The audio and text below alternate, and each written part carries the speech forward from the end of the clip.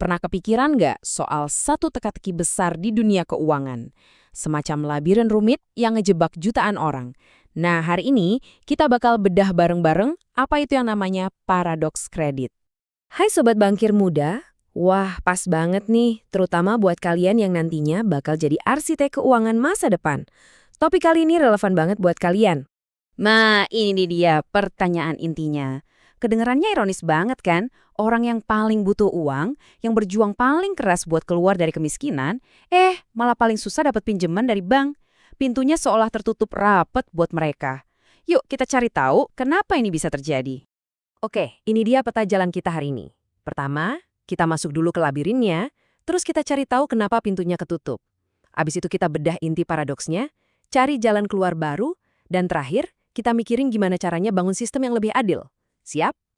Oke, kita mulai dari yang pertama ya.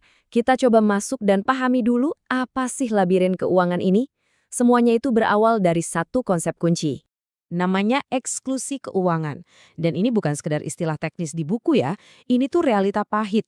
Coba deh bayangin, ada pedagang kecil atau petani yang kerja keras tiap hari. Mereka nyata, mereka produktif, tapi di mata sistem bank yang formal, mereka itu kayak nggak kelihatan, invisible. Mereka ada, tapi akses buat maju, zong. Oke, sekarang kita ke pertanyaan besarnya. Kenapa sih pintunya bisa tertutup? Ternyata ada semacam dinding-dinding tak kasat mata yang dibangun oleh sistemnya sendiri. Yuk, kita bedah satu-satu dindingnya. Dan dinding ini bukan cuma soal birokrasi yang ribet loh. Ada 4 penghalang utama yang bikin akses itu terkunci rapet buat banyak orang. Mulai dari yang kelihatan jelas, kayak jaminan, sampai yang nggak kelihatan tapi dampaknya gede banget, yaitu hambatan psikologis. Yuk, kita coba robohin dinding ini satu persatu. Dinding pertama, ini yang paling klasik, agunan. Iya iyalah, bank kan butuh jaminan, butuh kepastian. Dan kepastian itu biasanya ya bentuknya aset fisik. Nah, masalahnya buat orang yang hidupnya aja pas-pasan, punya aset buat dijaminin itu udah kayak barang mewah. Lanjut, dinding kedua. Ini soal penghasilan yang nggak stabil. Coba bayangin jutaan pekerja informal. Duitnya ada, penghasilannya nyata, tapi nggak ada slip gajinya, nggak ada catatan di atas kertas. Nah, tanpa slip gaji atau riwayat kredit, di mata bank mereka itu jadi kayak hantu finansial, risiko yang nggak bisa diukur alias unknown risk. Dinding ketiga itu soal jarak. Jarak fisik, iya. Jarak digital juga iya. Buat petani di desa yang jauh, ongkos buat ke bank di kota aja bisa lebih mahal dari cicilan pertamanya. Gila kan? Terus, di zaman sekarang, nggak punya smartphone atau sinyal yang stabil? Wah, itu jadi tembok pemisah model baru. Dan terakhir, ini dinding yang sering banget kita lupain, dinding psikologis.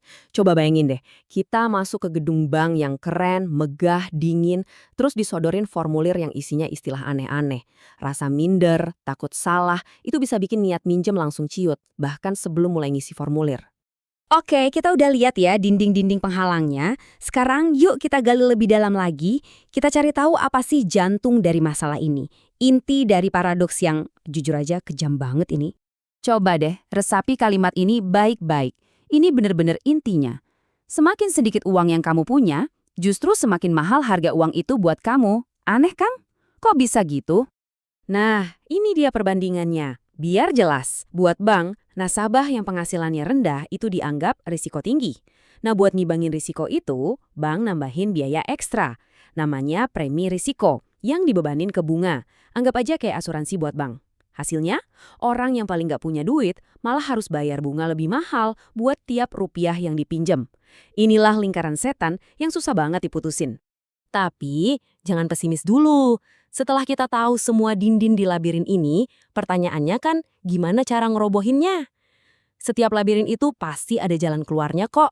Nah, sekarang waktunya kita cari peta yang baru karena udah mulai ada inovasi-inovasi keren yang ubah aturan main.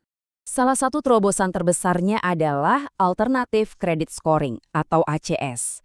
Idenya simpel banget sebenarnya. Kalau data tradisional kayak slip gaji nggak ada, ya udah kita pakai data lain yang ada.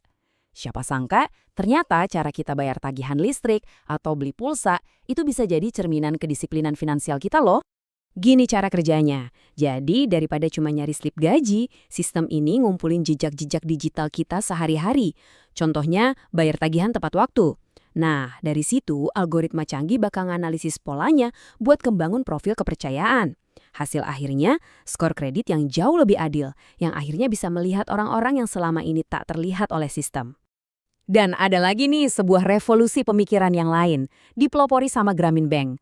Mereka nggak cuma cari jaminan alternatif, tapi mereka mendefinisikan ulang arti aset itu sendiri.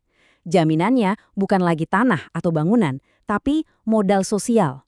Apa itu? Kepercayaan, reputasi, dan tanggung jawab bareng-bareng dalam satu kelompok. Ini benar-benar pergeseran fundamental. Ini bukti kalau integritas dan karakter itu bisa diukur. Dan bisa jadi jaminan yang kekuatannya sama kayak sertifikat tanah. Oke, kita udah lihat masalahnya. Kita juga udah lihat beberapa solusinya. Sekarang kita ngomongin masa depan. Dan yang paling penting, di mana peran kalian sebagai generasi penerus di dunia perbankan. Dari semua inovasi tadi, pada akhirnya, semua itu mengerucut ke satu tujuan besar.